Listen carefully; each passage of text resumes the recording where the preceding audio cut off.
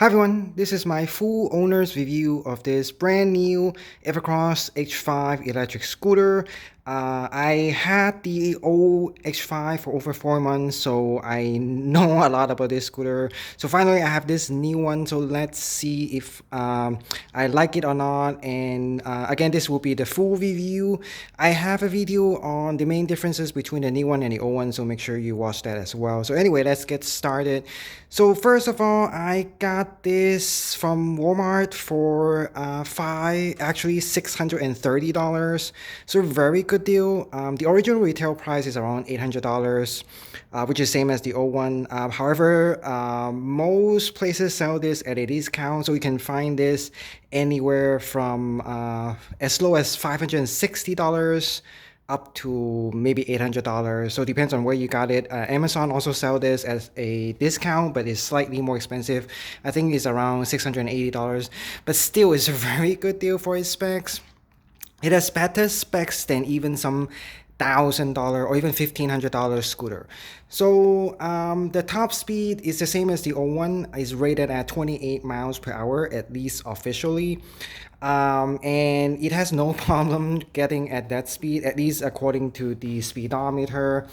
However, one thing I have to mention, the speedometer, you know, even though it looks the same, exactly the same as the old one, however, it will only show the speed up to 27 miles per hour, which is pretty funny and interesting because it's not even like reaches the top speed of 28 miles per hour. It will only show up to 27. So it can reach higher than 27. However, the speedometer will only still just showing is 27. So pretty weird.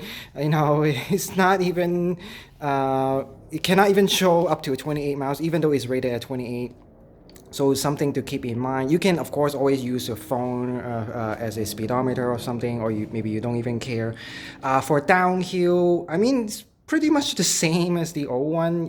The old one I reach top speed of 32 miles per hour downhill. Probably can even go more, but again, the old one can shows up to 32 or even higher. This one only shows up to 27, but definitely it can go higher than 27. And on flat surface, I reaches 27 because that's all the speedometer gonna show.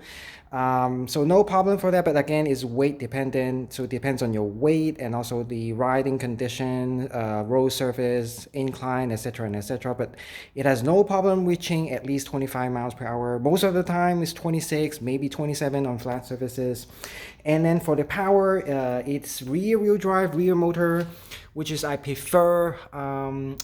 It's rated at 800 watts, but I believe that's the maximum output. The nominal, I'm not sure about that. However, I noticed the acceleration and hill climbing is slightly better than the old one. The new one, so I had the steepest hill nearby, I think is around a 10% grade. This scooter reaches a top speed of 13 miles per hour on that 10% grade hill, which is pretty quick. The old one only reaches 10 miles per hour on that same hill. The 9 max reaches 12 miles per hour. So the old one is worse than is lower than the 9 max in that hill, but this one is slightly better than the 9 max on that hill. So a noticeable improvement. I was surprised. I didn't expect that. I thought it's the same because the top speed is the same. The motor is the same. However, the speed is, the uphill speed is slightly faster on this one. I'm glad they did that. And then for brakes, it has again same as the old one, front and rear disc brakes. Again, it does not have any electronic braking and no regenerative braking. So something to keep in mind. Some people said it has electronic braking for the new one, but I tested myself. It doesn't have any. I can confirm that myself, at least on my scooter. But the brakes, I don't know. It feels slightly better than the old one, even though they look exactly the same as the old one. Not sure why. And I don't have to adjust the brake out of the box. Again, the box is over here, so it's pretty bland box. However, I don't have the double box as some people have. I think some people, at least the same for the old one, is double box. It has an inner box which shows the picture of the scooter, but this is the only box. I don't have the inner box. I'm not sure about that. But again, the brakes are very good on this one. Actually, the disc brakes better than the old one. Um, I can brake this scooter using just one of the brakes, which is very, I mean, I don't really expect that. And with two brakes, it gives you very good stopping power. And then it has front and rear suspension. So it has very good suspension. The old one, I think, the rear one is the same as the old one. However, the front suspension is different. It has this coil over here. I think the old one looks better, but in terms of performance, ride quality, it's feel almost the same. Some people said the scooter have the is very noisy. I mean, for the front suspension is very noisy. However, it doesn't happen on mine for some reason. So I don't have that noisy sound. It's just, when I hit a pothole or something, it will only make a sound during that time. So only if I hit something big, and it will only have one sound. But that's just the flat out, the bottom out sound. So no complaint over there. Um, and then this scooter is pretty long. It's around 2 to even 3 inches longer than the old one, even though it looks the same. The reason for that is this part over here. It pushes the front wheel like 2 inches forward. So it's pretty long scooter. The height is also increased by 2 inches at the maximum height. Again, this one has adjustable handle stem and also adjustable handlebar. But the maximum height they increased by around 2 inches. And I'm not a big fan of a long scooter because I have to lean forward when riding this thing, especially when sitting down, because the seat, you cannot move it forward. It's fixed at this location. You cannot move it forward. So I have to lean forward because the distance between the handlebar and the seat is pretty far because they increase it by 2 inches. So that's just one minor complaint. Again, the handlebar is foldable. I'm not going to do it right now. It's a two-hand operation. And I installed the mirror, so I cannot even fold the left handlebar right now. And then of course it comes with two keys, which is a very nice security feature. It's just like the old one. The display is basically the same, even though the programming is different. Again, like I said, it will not show any speed higher than 27 miles per hour, even though it can reach higher than that. And then the P setting, I'm not sure if I'm going to make a video on that. It's the same as the one, however, the control is more difficult. Basically, I don't even know how I did that. It takes me a very long time just to change the setting. I don't even know which button I press. I just keep pressing it until it works. So very annoying on that part. But other than that, it's exactly the same display. It's very poor display under sunlight. Just keep that in mind. And then they also changed the steering mechanism over here, so it's no longer a door hinge mechanism. Now it's just like any other regular scooter. It turns from the center, which I like a lot. I was surprised they actually fixed the instability issue in the old one, which is very infamous for the old one. The old one is very unstable at high speed, but they fixed that problem by changing the steering mechanism. I can confirm that myself. This is the reason that the old one, the door hinge one, it's very unstable because the door hinge style, the steering column can wobble left and right. But this one, again, they fixed that. So I like this a lot. This scooter is very stable right now. Although I wouldn't say it's as stable as the 9 Max, because this one still has very high ground clearance and also higher speed than the 9 Max. So, but it's close to the 9 Max in terms of stability. So they fixed that. You can even ride this with one hand, although I don't recommend that. But you can let your hand go for maybe like a few seconds on a smooth surface. The old one, I couldn't even do that. I won't even bother to do that. So they fixed the instability issue. So this is another improvement on that. And then the folding mechanism, since they changed this part, so it's slightly different now. But I'm not gonna comment because I'm not gonna fold this scooter. I don't have to put this on a car or something like that, so I'm not gonna use that anyway. So I'm not gonna comment on it. There's a safety pin over here. Make sure you put that in place when you're riding it so it won't fall on you accidentally when you're riding it. The front fender is slightly different as well because of the change on this stem over here. The light, I have to say, is completely useless. It's funny because the manual, actually, I can show you the manual over here. It's a very nice looking manual, actually. The texture is very high quality. It has some rubberized texture, so unlike the other manual I saw from other scooters. So this is the one from Highboy. It's just regular paper. This is very high quality paper. I'm not expecting that actually. And they have pictures that is completely full color. I'm surprised because the one on the Highboy is actually black and white, but the pictures here is completely color. But anyway, the manual, I don't, not the manual, actually one of the warning label, it says don't ride at night, which is surprising. But after I ride this one time at night, and I actually agree with that because the light is completely useless. It doesn't bright, it doesn't like light up anything. Basically it's complete darkness. So if you want to ride at night, you should get a aftermarket light or something like that. So it's almost completely useless. It has ambient lighting, which is pretty bright. The ambient lighting is actually brighter than the front LED light, so pretty weird and funny. It has a rear light as well and brake lights. So very cool so far. And then the deck material, they changed that from cheap sandpaper to this rubberized deck, so very high quality, and it covers the entire deck. The deck width is around 8 inches, so very wide, one of the widest deck you can ever find. The ground clearance is around 5.5 inches, so very high. You can probably, although I don't recommend, you can probably go off-road because it has off-road tires. And speaking of the tires, it has 10 inches solid tires, and they are off-road style, so it's different from the old one. The old one is also solid tires. I mean, the very beginning, the very early version of the H5, the old one has pneumatic air, but then it switches solid, and then the new one is also solid.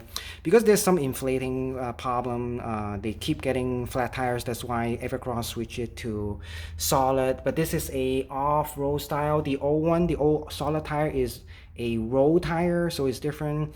This one, since it has this pattern over here, off-road pattern, so when you try to push this thing, it vibrates a lot, so something to keep in mind. However, if traveling at high speed, you don't feel that vibration at all. And the tire is extremely wide. It's around 3 inches in width. The old one, I think, is somewhere around 2.5 inches, and then, which is very wide on this one. Well, somewhat widest solid tire you can ever find on an electric scooter. Some other brand, like say the Highboy, I think is around 2.2 inches. So this is a lot wider, which should be more stable. And then again, like I said, the steering column, the mechanism has been changed, and this one, it feels higher quality. It feels more sturdy and stronger. Yeah, feels definitely better than the one, even though from a distance it looks the same. But this material, I think they changed that.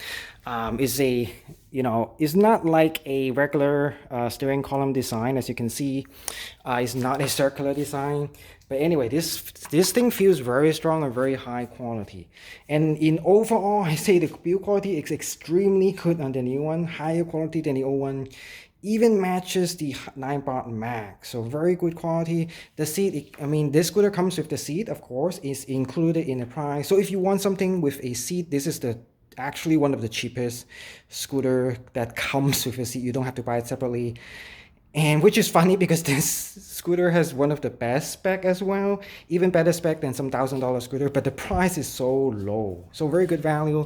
It has a shock or suspension under the seat as well. So again, like I said, it's the same seat as the old one, very comfortable. One of the most comfortable seat I ever sat on a scooter. It has some more suspension over here. And then let's see. So the shock, I think, is the same. It just painted red this time instead of the black one on the old one. And then the turn signals, they change it from orange to red. I prefer orange for turn signal. However, I don't even use it. I think pretty much pointless on a scooter, except maybe at night. But if you ride it on a sidewalk, you probably don't even need turn signals. Same if you ride on a bike lane. I'm not sure why you need a turn signal, but anyway, they add 2 more turn signals over here. The old one only has turn signal in the rear. They add 2 more in the front. And then here, of course, the old one, when you turn the scooter, the fender would touch this wire harness over here. Of course, the new one, they fixed that. That's why, I think that's why they push the wheel like 2 inches forward so that it won't be rubbing this wire over here. So glad they do that. So overall, it's very sturdy.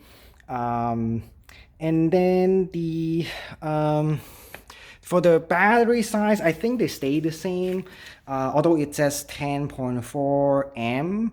So if you do the math, it's around 480 amp hour. It's 48 volts, so not 36. So 48 times 10.4 is around 480. So around the same as the O1. It's rated at 25 miles in range. However, real world, of course, usually is lower than that.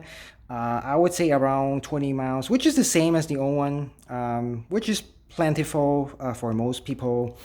The charging port is actually on here, so there's a cover over here. The cover is actually really cheap, I would say. It just turns, it doesn't stay in place, it doesn't lock up or anything. And then the scooter, I mean, the charger is pretty big. The brick itself is pretty big. It's rated at 54 watts, I believe, at 2 amps. So something to keep in mind. It would take around 6 hours to fully charge. So that's average. And then for the, let's see. So pretty much, that's pretty much it. Very good scooter. Again, I make videos on the O1 as well. So pretty much everything else is almost the same. It rides almost the same, although they fixed the instability issue. So yeah, everything the same. The handlebar is exactly the same. It's around 23 to 24 inches wide. So we're very wide. One of the widest handlebar you can find. This is the electronic horn over here. This is for the headlight. This is for the turn signal. This is for the folding handlebar. You push it that way, it will fold down. A lot of wires going on, but that means it's customizable. You can easily change that out. And then for the so I pretty much cover everything. I mean, again, the bricks are very nice. The kickstand is over here, again, same as the O1, which I'm not a big fan of. Because it doesn't make the scooter tilt a lot, so some heavy wind can easily push this scooter, can overturn this scooter or make this fall or collapse, because it doesn't have a very big tilting angle for the kickstand. And then one more thing is for the stem over here, the angle, they make it slightly more tilted than the O1. So the O1 is more vertical. This one is less vertical, which is a nice improvement as well. It's slightly more stable at high speed. So that's pretty much it. Overall, very good quality, very good build quality, very good price. Definitely now this is probably my top favorite scooter for under $1,000, even though it's not even close to $1,000. It's somewhere 600 something, or even 500 something, which is very surprising. It has better spec than even some $1,000 scooters, or even $1,500 scooter, 28 miles per hour, 20 miles range. Even the uphill is really nice. Before, the O1 is not too good in going uphill. So feel free to ask me any question on this scooter. I'll probably do a lot more videos on that. So anyway, thanks for watching and have a nice day.